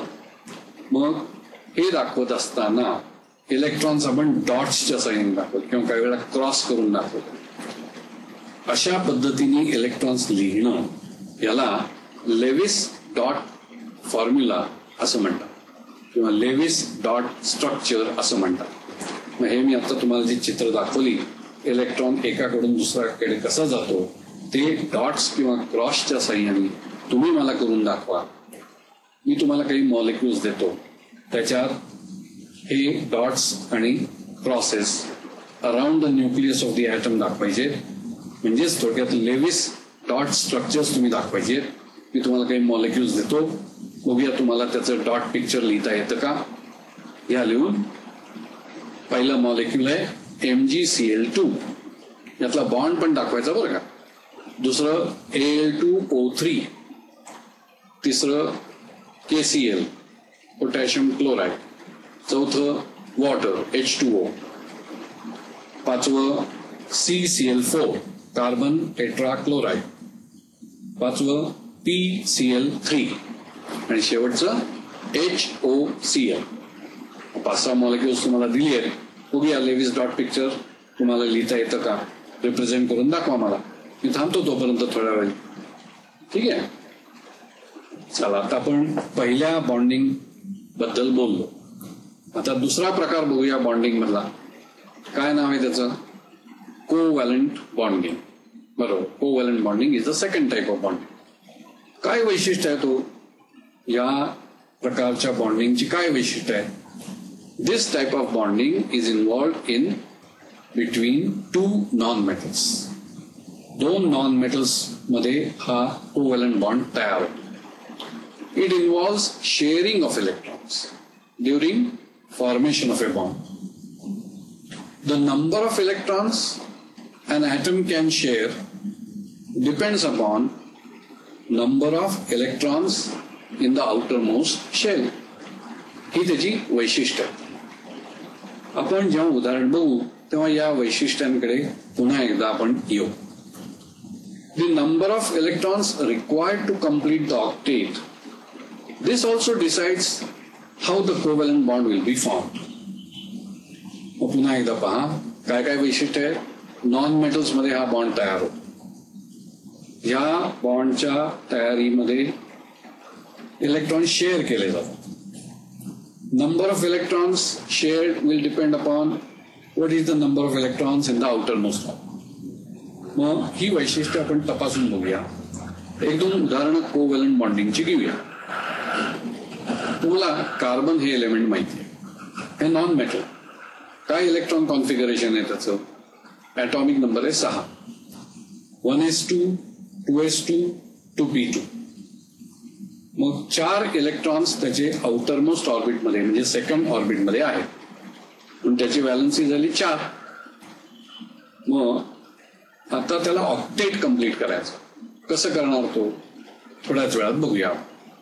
काही नाही, 4 इलेक्ट्रॉन्स कोणाकडून तरी तो घेईल आणि ऑक्टेट कम्प्लीट करेल. नायट्रोजन हे दुसरं नॉन मेटल. याचं इलेक्ट्रॉन कॉन्फिगरेशन काय आहे? ॲटॉमिक नंबर आहे 5. 1s2 2s2 2p3. म्हणजे सेकंड ऑर्बिटमध्ये किंवा आउटर मोस्ट ऑर्बिटमध्ये किती इलेक्ट्रॉन्स आहेत? 5. याला किती इलेक्ट्रॉन्स हवे? 3. त्याचं ऑक्टेट जर कम्प्लीट व्हायला हवं असेल तर त्याला 3 इलेक्ट्रॉन्स हवे. म्हणून याची व्हॅलन्सी काय असणार आहे? 3. आणि तो कोणाही कडून शेअरिंगसाठी किती इलेक्ट्रॉन्स घेईल? जास्तीत जास्त 3, पण ऑक्टेट करायला तेवढेच पाहिजे, म्हणून नायट्रोजनची व्हॅलन्सी 3, आणि तो 3 इलेक्ट्रॉन्स कोणाबरोबर तरी शेअर करतो. क्लोरीन मग पाहिलं इलेक्ट्रॉन कॉन्फिगरेशन काय? 1s2 2s2 2p6 3s2 3p5. Outer most orbit मध्ये किती इलेक्ट्रॉन्स आहेत? 7. किती पाहिजेत ऑक्टेट कम्प्लीट करायला? 1. त्याची व्हॅलन्सी झाली 1, आणि तो एकच इलेक्ट्रॉन कोणाबरोबर तरी कॉन्ट्रीब्युट करील, शेअर करील, आणि त्याचा ऑक्टेट पूर्ण. हायड्रोजन तर अगदीच सोपं आहे. ॲटॉमिक नंबर 1 सिम्पलेस्ट केस, इलेक्ट्रॉन कॉन्फिगरेशन 1s1. हायड्रोजनच्या बाबतीत ऑक्टेट नाही बरं का. हायड्रोजनचा नियरेस्ट नेबर हिलियम, त्याच्या आउटर मोस्ट ऑर्बिटमध्ये खरं एकच ऑर्बिट आहे, त्यालाच आउटर मोस्ट ऑर्बिट म्हणायचं, 2 इलेक्ट्रॉन्स. म्हणून हायड्रोजनची इच्छा आहे आपल्याला पण हिलियम सारखं होता यायला पाहिजे, म्हणजेच 2 इलेक्ट्रॉन्स हवे. मग हायड्रोजन किती इलेक्ट्रॉन्स कॉन्ट्रीब्युट करील? 1, म्हणजे त्याचं डुप्लेट, म्हणजे 2 इलेक्ट्रॉन पूर्ण होतील. त्याच्या आउटर मोस्ट ऑर्बिटमध्ये त्याला 2 इलेक्ट्रॉन्स हवे. मग त्याची व्हॅलन्सी किती झाली? 1. बरोबर.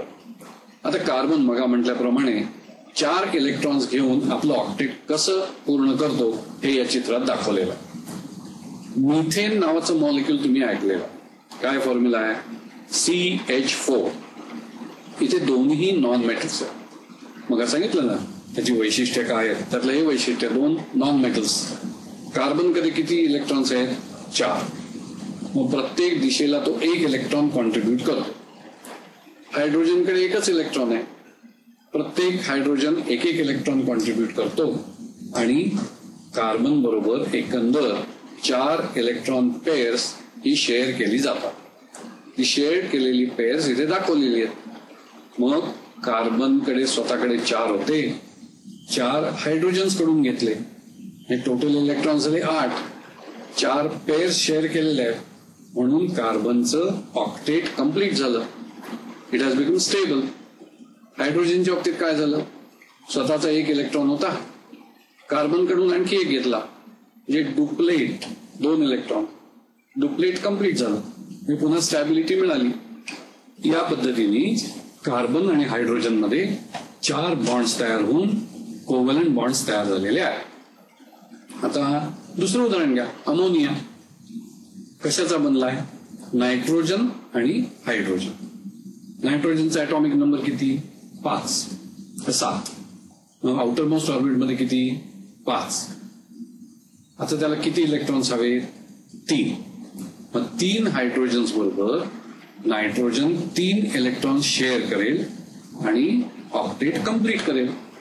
हायड्रोजन 1 इलेक्ट्रॉन आहे, आणखी 1 इलेक्ट्रॉन हवा आहे, तो नायट्रोजन बरोबर शेअर करेल आणि त्याचं स्वतःचं डुप्लेट तयार करेल. हे चित्र तुम्हाला इथे दाखवलेलं आहे. Nitrogen contributes 3 electrons and each hydrogen contributes 1 electron. Thereby, nitrogen completes its octet, hydrogen completes its duplet. आणखी एक उदाहरण HCl, hydrogen chloride. This also involves covalent bond. Hydrogen आणि क्लोरीन मध्ये एक कोव्हलंट बॉन्ड तयार झालेला आहे. आता उदाहरण अगदी सोपं आहे. हायड्रोजनकडे 1 इलेक्ट्रॉन आहे, तो कॉन्ट्रीब्युट करतो. क्लोरीनकडे 7 इलेक्ट्रॉन्स आहेत, त्यातला तो 1 कॉन्ट्रीब्युट करतो. मग प्रत्येकाने 1 इलेक्ट्रॉन कॉन्ट्रीब्युट केला की त्यांना एक पेअर शेअर करतात. हे या चित्रात दाखवलं आहे. For every pair share 1 covalent bond is form. मग हायड्रोजन आणि क्लोरीन याच्यात एक कोव्हलंट बॉन्ड तयार झालेला. आता थोडीशी समरी किंवा उजळणी करायची झाली तर असं सांगता येईल, कार्बन कॅन फॉर्म CCl4. हे कार्बन 4 बॉन्ड्स कोव्हलंट बॉन्ड्स तयार करतो. In a similar way oxygen can form 2 bonds as in H2O. In all these compounds there is a sharing of 1 electron pair. जेव्हा 1 पेअर शेअर केलं जातं तेव्हा त्या कोव्हलंट बॉन्डला single bond असं म्हटलं जातं. The bond is called a single bond. आता थोडी वेगळीच उदाहरण तुम्ही पाहिली तर त्याच्यात एकापेक्षा अधिक इलेक्ट्रॉन पेअर्स सुद्धा शेअर केली गेली आहेत. उदाहरणार्थ कार्बन, नायट्रोजन, ऑक्सिजन ही जी मूलद्रव्य आहेत ती डबल बॉन्ड, ट्रिपल बॉन्ड असे सुद्धा तयार करतात. डबल बॉन्ड म्हणजे काय? ज्या वेळेला 2 इलेक्ट्रॉन पेअर्स 2 ऍटम्स मध्ये शेअर केली जातात तेव्हा डबल बॉन्ड तयार होतो. समजा 2 ऍटम्स मध्ये 3 इलेक्ट्रॉन पेअर्स जर शेअर झाली तर ट्रिपल बॉन्ड तयार होतो. थोडक्यात number of electron pairs shared indicates the number of bonds called single bond, double bond और ट्रिपल बॉन्ड. इथे एक उदाहरण दाखवलंय पहा. HCHO फॉर्मल्डिहाइड असे याचं नाव आहे. त्याचं बॉन्डिंग काय ते इथे दाखवलंय पहा. कार्बन ऍटम दाखवला आहे, 2 हायड्रोजन दाखवले आणि 1 ऑक्सिजन दाखवलाय. कार्बन आणि ऑक्सिजन मध्ये किती इलेक्ट्रॉन पेअर्स शेअर केली आहेत? पेअर्स ती 2 आहेत म्हणून कार्बन आणि ऑक्सिजन मध्ये डबल बॉन्ड तयार होतो. कार्बन आणि हायड्रोजन मध्ये किती पेअर्स शेअर केली आहेत? 1 म्हणून कार्बन आणि हायड्रोजन मध्ये एकच बॉन्ड म्हणजे सिंगल बॉन्ड तयार झाला. दोन्ही कार्बन हायड्रोजन बॉन्ड्स हे सिंगल बॉन्ड्स आहेत पण कार्बन आणि ऑक्सिजन मधला बॉन्ड हा मात्र डबल बॉन्ड. आणखी एक उदाहरण पहा. एक कंपाऊंड तुम्हाला समोर दिलेलं आहे. कशातले ते? Carbon, nitrogen, hydrogen. मग त्याचं बॉन्डिंग पहा. कार्बन आणि नायट्रोजन मध्ये किती पेअर्स शेअर केली गेली आहेत? 2 म्हणून त्यांच्यामध्ये डबल बॉन्ड. नायट्रोजन, हायड्रोजन आणि कार्बन, हायड्रोजन याच्यात किती पेअर शेअर केली गेली आहे? एकच पेअर शेअर केलेला आहे म्हणजे त्यांच्यामध्ये सिंगल बॉन्ड. थोडक्यात कार्बन आणि हायड्रोजन मध्ये सिंगल बॉन्ड आहे, नायट्रोजन हायड्रोजन मध्ये सिंगल बॉन्ड आहे परंतु कार्बन नायट्रोजन मध्ये मात्र डबल बॉन्ड आहे. मग या प्रकारे सिंगल बॉन्ड किंवा डबल बॉन्ड केव्हा होतो हे तुम्हाला सहज सांगता येईल. आणखी एक उदाहरण घ्या. Nitrogen can form even triple bond by sharing 3 electron pairs with another atom like carbon. Hydrogen cyanide नावाचं एक मॉलिक्यूल आहे. त्याचा फॉर्म्युला आहे HCN. मग याचं बॉन्डिंग कसं आहे ते पहा. चित्र तुमच्या समोर आहे. हायड्रोजन आणि कार्बन यांनी 1 पेअर शेअर केलं. प्रत्येकाने 1 इलेक्ट्रॉन दिला आणि 1 इलेक्ट्रॉन पेअर तयार झालं ते शेअर केलं. मग एका पेअरसाठी 1 बॉन्ड म्हणून हायड्रोजन आणि कार्बन याच्यातला बॉन्ड जो आहे तो कोव्हलंट बॉन्ड आहे पण त्याला पुढे जाऊन सिंगल बॉन्ड असं म्हणता येईल. आता नायट्रोजन आणि कार्बन मधले इलेक्ट्रॉन्स बघा. कार्बननी त्या बाजूला 3 इलेक्ट्रॉन्स दिलेत, नायट्रोजननी पण 3 दिलेत. असे एकंदर 6 इलेक्ट्रॉन्स म्हणजेच 3 इलेक्ट्रॉन पेअर्स त्या दोघांमध्ये शेअर झाले. मग 3 पेअर्स म्हणजे बॉन्ड्स किती? 3. तो कोव्हलंट बॉन्डच आहे कारण शेअरिंग केलेला आहे पण पुढे जाऊन त्याला काय म्हणता येईल? Triple bond. 3 पेअर्स म्हणून triple bond. So the bonding between H, C and N can be shown as H, C single bond, C and triple bond. So carbon can form double bonds and triple bonds with carbon atoms themselves or with other atoms. आता carbon मध्ये double bond, triple bond आहे अशी काही उदाहरणं माहिती आहेत तुम्हाला? बरोबर. कार्बन मध्ये डबल बॉन्ड केव्हा आहे? एथिलीन मॉलिक्यूल मध्ये.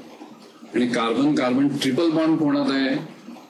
तो आहे ऍसिटिलीन मध्ये. थोडक्यात डबल बॉन्ड, ट्रिपल बॉन्ड हे कार्बन किंवा इतर एलिमेंट्स सुद्धा फॉर्म करू शकतात.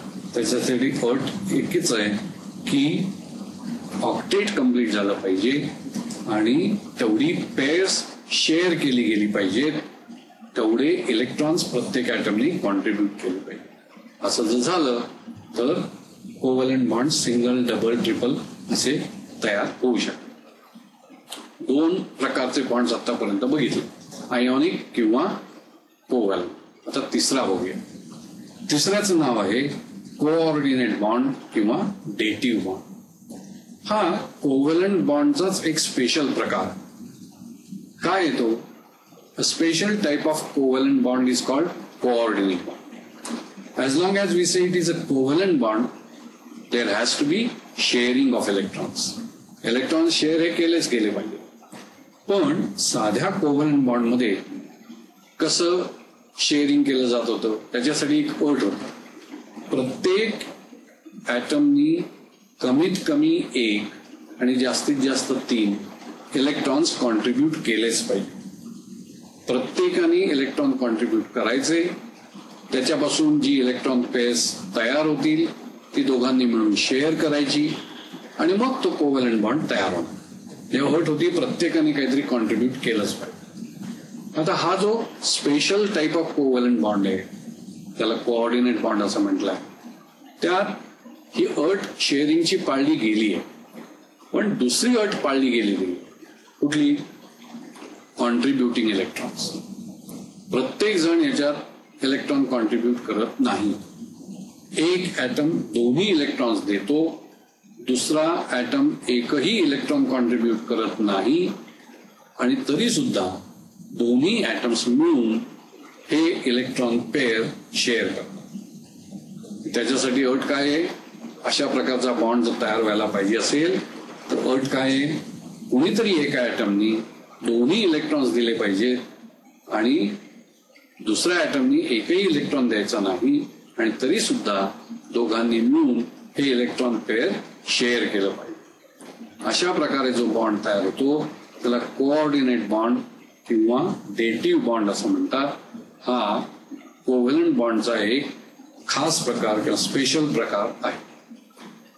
कुठलं मॉलिक्यूल असं आहे की ज्याच्यात हे दाखवता येईल? The third type of chemical bond, which is called coordinate bond, this can be shown to be formed in NH4Cl. Ammonium chloride नावाचं मॉलिक्यूल आहे, त्याच्यामध्ये हे तुम्हाला दिसून येईल. आता NH4 मॉलिक्यूल मधलं बॉन्डिंग हे इथे दाखवलेलं. NH4+ त्याच्यावरती एक पॉझिटिव्ह चार्ज.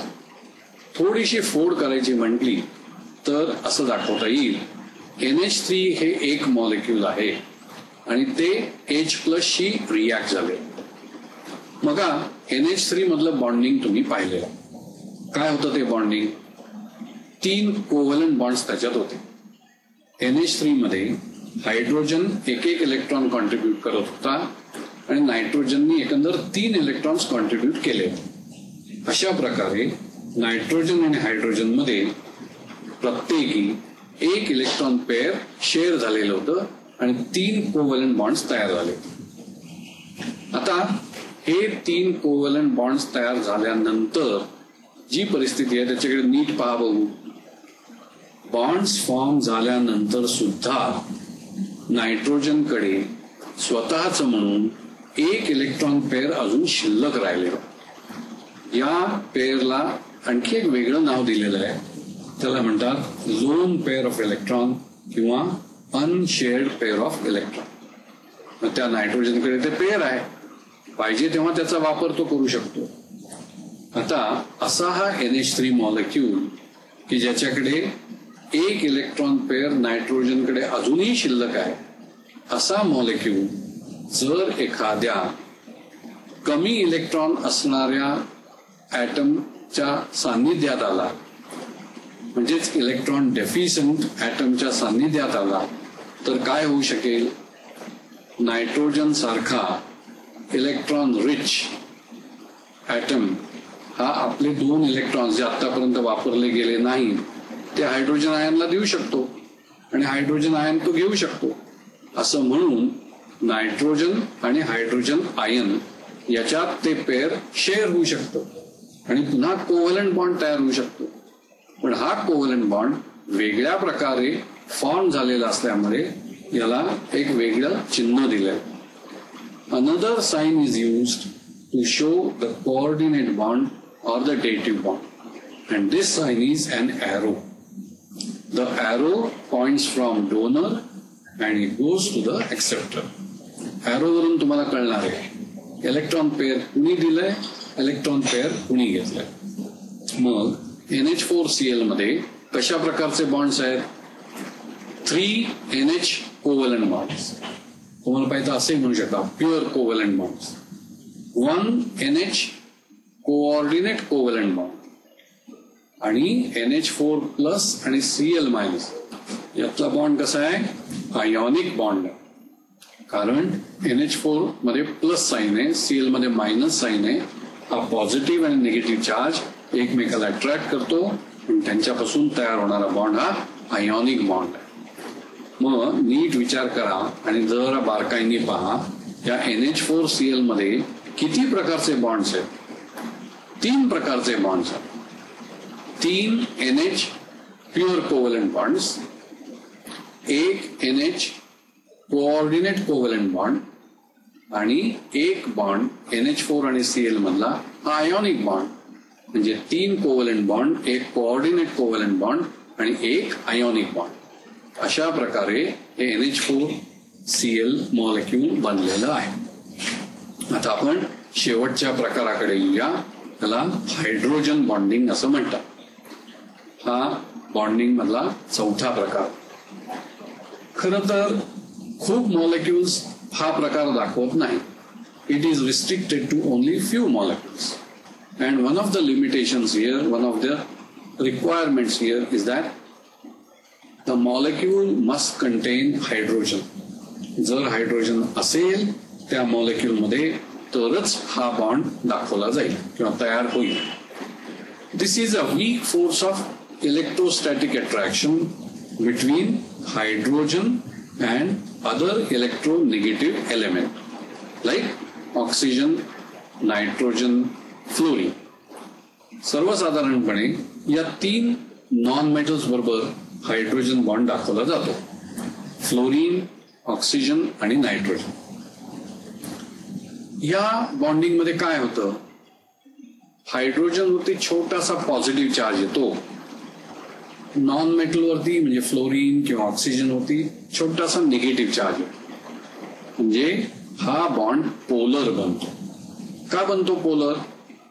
2 ऍटम्स मधला इलेक्ट्रोनिगेटिव्हिटी डिफरन्स खूप आहे, म्हणून चार्जेस ऍटम्स वरती निर्माण होतात आणि तो बॉन्ड पोलर होतो किंवा त्याला थोडस आयोनिक कॅरेक्टर होतं. आणि असं झालं की मग एका मॉलिक्युलचा हायड्रोजन आणि दुसऱ्याच कुठल्या तरी मॉलिक्युल्सचा नॉन मेटल म्हणजे फ्लोरीन किंवा ऑक्सिजन हे एकमेकाला अट्रॅक्ट करायला लागतात.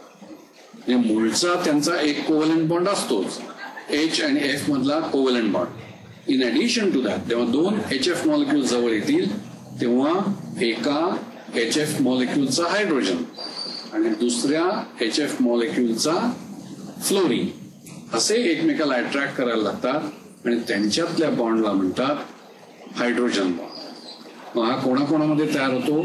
Hydrogen of one molecule and non metal of the other molecule, त्यांच्यात हा बॉन्ड तयार होतो. सर्वसाधारणपणे वॉटर, HF, NH3 या प्रकारची मॉलिक्युल्स हायड्रोजन बॉन्डिंग दाखवतात. या हायड्रोजन बॉन्डिंगचे पुढे जाऊन आणखी 2 प्रकार केले जातात. या 2 प्रकारांना नावं आहेत इंट्रा मॉलिक्युलर हायड्रोजन बॉन्डिंग आणि inter molecular hydrogen bonding.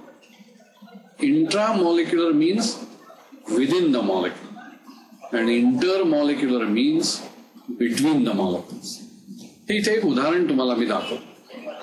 This is a bonding between water molecules. So also in the next slide you will see bonding between water and alcohol. नुसत्या वॉटर मॉलिक्युल्स मध्ये बघा काय झालं. एका water मॉलिक्युलचा hydrogen आणि दुसऱ्या water मॉलिक्युलचा oxygen यांच्यात एक वीक फोर्स ऑफ अट्रॅक्शन तयार झालेला आहे. त्यालाच आपण हायड्रोजन बॉन्ड म्हणतोय. 2 मॉलिक्युल्स मधला तो असल्यामुळे त्याला नाव दिलंय इंटर मॉलिक्युलर हायड्रोजन बॉन्ड. आता दुसरं एक मॉलिक्यूल बघा. हे एकच मॉलिक्यूल, एकाच कंपाऊंडचं मॉलिक्यूल, याचं नाव आहे ऑर्थो नायट्रोफेनॉल. नीट बघा त्या स्ट्रक्चरकडे. काय झालेलं आहे? OH मधला H आणि NO2 मधला एक O. या O आणि H मध्ये एक वीक फोर्स ऑफ अट्रॅक्शन तयार झालेला. हे दोन्ही ऍटम्स H आणि O एकाच मॉलिक्यूल मधले, ते दोन वेगळ्या मॉलिक्युल्स मधले नाही. मग त्यांच्यात जो हायड्रोजन बॉन्ड तयार झालेला आहे त्याला नाव दिलेलं आहे इंट्रा मॉलिक्युलर हायड्रोजन बॉन्ड. जेव्हा एका मॉलिक्यूल मध्येच हायड्रोजन बॉन्डिंग असेल तेव्हा त्याला नाव आहे इंट्रा मॉलिक्युलर हायड्रोजन बॉन्डिंग. आणि जेव्हा दोन मॉलिक्युल्स मध्ये किंवा अधिक मॉलिक्युल्स मध्ये ते असेल तेव्हा त्याला नाव आहे इंटर मॉलिक्युलर हायड्रोजन बॉन्डिंग. आता हायड्रोजन बॉन्डिंग हे आणि कोणाकोणात असतं? बऱ्याच मॉलिक्युल्स मध्ये. अल्कोहोल्स मध्ये असतं, अल्कोहोल आणि पाणी याच्यात सुद्धा असतं. या प्रकारे तुम्हाला अनेक मॉलिक्युल्स मध्ये हायड्रोजन बॉन्डिंग दाखवता येईल. आणि या हायड्रोजन बॉन्डिंगचा त्या मॉलिक्युल्सच्या प्रॉपर्टीज वरती पण परिणाम होतो बरं का. साहजिकच आहे, हायड्रोजन बॉन्डिंग हे ऍडिशनल बॉन्डिंग आहे ना, नेहमीच्या बॉन्डिंग पेक्षा अधिक काहीतरी तयार झालंय, अधिक फोर्स ऑफ अट्रॅक्शन त्याच्यात निर्माण झालाय. मग त्यामुळे मेल्टिंग पॉइंट किंवा बॉइलिंग पॉइंट याच्यासारख्या ज्या प्रॉपर्टीज आहेत त्याच्यावरती नक्कीच परिणाम झालेला आहे. So hydrogen bonding increases the melting and boiling points. If you see the boiling points of alcohol, that of water, they are higher than that of ether, because in ether there is no hydrogen bonding, but in water and alcohol there is hydrogen bonding, and that is responsible for increasing the boiling point of these substances. Anomalous behavior of water can also be explained on the basis of hydrogen bonding. मग आता मी hydrogen bonding तुम्हाला समजावून सांगितलं. याच्यावरती मी तुम्हाला एक exercise देणार, बघू तुम्हाला करता येतो. एक छोटासा प्रॉब्लेम देणार. अल्कोहॉलचा जनरल फॉर्म्युला काय आहे तुम्हाला माहिती आहे? RCH2OH. R हे एक अल्किल रॅडिकल असतं, CH3, C2H5 वगैरे. या अल्किल ग्रुपला धरून अल्कोहोलचा फॉर्म्युला तुम्ही लिहा. कुठलाही तुम्हाला पाहिजे तो अल्कोहोलचा फॉर्म्युला लिहा आणि त्याच्यात हायड्रोजन बॉन्डिंग आहे का, आणि जर असेल तर ते मला चित्र काढून दाखवा. अल्कोहोलमध्ये हायड्रोजन बॉन्डिंग आहे का आणि असल्यास चित्र काढून दाखवा. हा प्रॉब्लेम तुम्हाला दिलेला आहे. घरी तुम्ही हा सोडवा आणि पुढच्या वेळेला जेव्हा आपण भेटू त्यावेळेला मला त्याचं उत्तर तुमच्याकडून हवं. ठीक आहे? धन्यवाद.